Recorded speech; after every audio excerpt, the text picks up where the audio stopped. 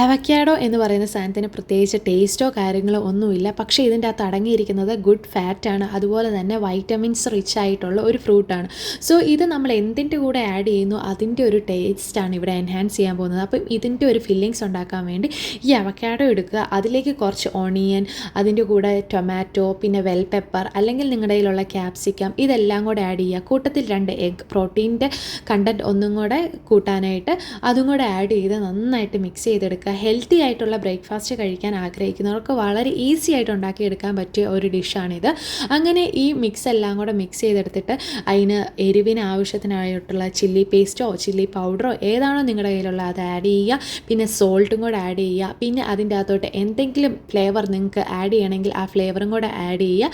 എന്നിട്ട് ഇത് നമ്മുടെ ചപ്പാത്തിയിലോ അല്ലെങ്കിൽ ബ്രെഡിലോ ഒന്ന് ഫില്ല് ചെയ്ത് കഴിഞ്ഞ് കഴിഞ്ഞാൽ കഴിച്ചാലുണ്ടല്ലോ വയറ് നന്നായി നിറയും. ഒരു ഡിന്നർ, ബ്രേക്ക്ഫാസ്റ്റ് അല്ലെങ്കിൽ ഒരു മിഡ് ബ്രേക്ക് സ്നാക്സ് ആയിട്ട് നല്ല ഓപ്ഷനാണിത്.